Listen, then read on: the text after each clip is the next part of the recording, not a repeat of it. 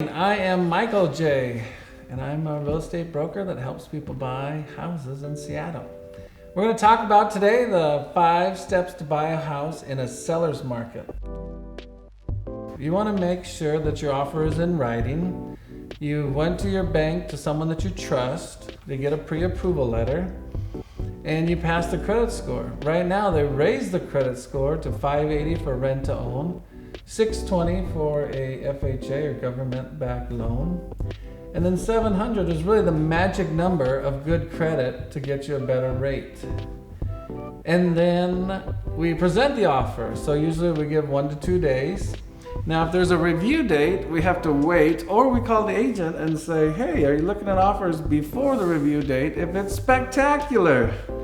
So a spectacular offer is something that the seller will not refuse to look at. So if you have that way, you're going to have a competitive advantage over just being one of 5 or 10 or 15 pieces of paper on the table. Kind of like a resume. They look at it for like 30 seconds, then they throw it in the trash. So your resume will tell us what you can do, but it won't tell us what you will do.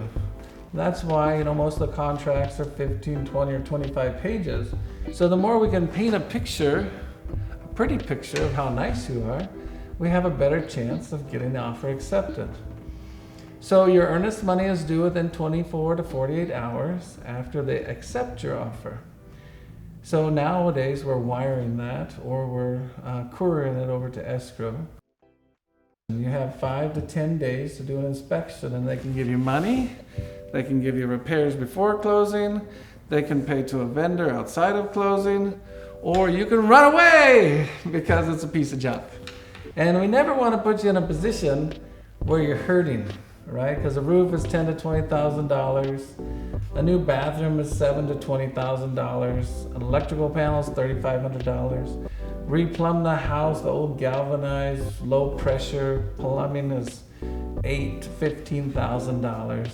If you've got rats in your basement, it's an easy $3,000 because they get in the insulation and they chew it all up and they just make a mess. And even fancy Bellevue and Issaquah and Medina, we have rats because they come in the winter looking for water or food.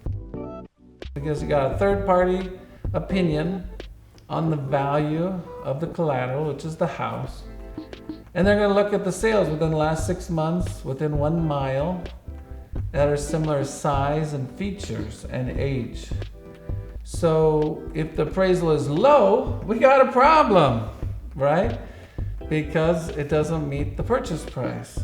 So the seller can run away, they can reduce the price, you can meet in the middle, or you can pay cash to cure the deficiency in a seller's market, because they'll probably go to the backup offer. But they'll also tell you the square footage of the house, and then they'll show the comparables. And if it doesn't appraise, you have the right to challenge it. But the challenge is they're going to look at the less of 2 appraisals. So you might have to pay for 3 $800 appraisals, unless there's a structural or material defect in the house that the appraiser was just flat out wrong. But it's very rare that they will admit that they're wrong. So the underwriter works for the bank, and they're going to verify your money is real if you're paying cash, or the appraisal is valid from the bank's perspective on a third-party opinion of value.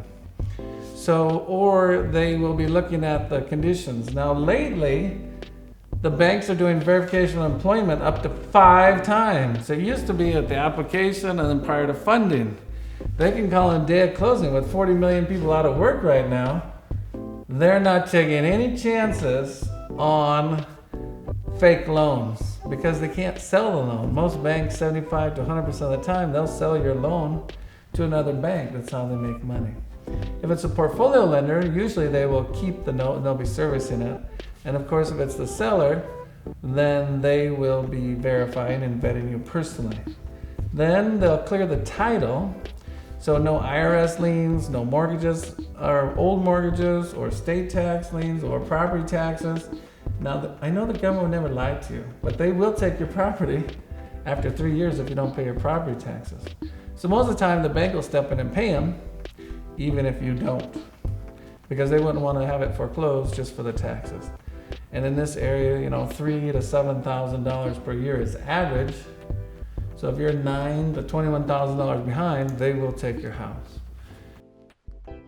So once we have a clear title, we're clear to close, we go for funding approval to wire the money to escrow. Is escrow the neutral third party that will take the money in from the buyer and distribute the money out to the penny, right? Someone has to be accountable to the state that's truly neutral and will process the paperwork. So once you get called in to sign, you have a closing disclosure from the bank that your loan is approved with no conditions. So if you've got conditions, you don't have an approval. So your pre-approval is subject to conditions. So the federal government wants to protect you with a closing disclosure that what they told you in the beginning matches what you have at the end. And if it's not right, you have 3 days to correct it, so you're not in default of contract.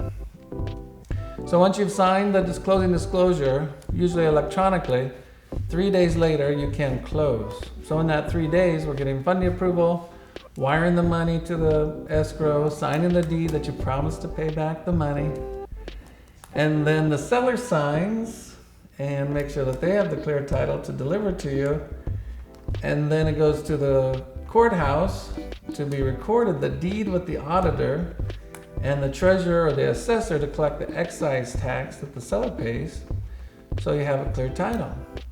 And then usually they only close at 4:30, it closes, and then the seller has until 9 p.m. to move out and you move in. So real quick, offer, inspection, appraisal, underwriting, escrow, close the sale. Thank you so much for watching. If you have additional questions, feel free to call me direct, 206-200-1234, and we can help solve your real estate problem.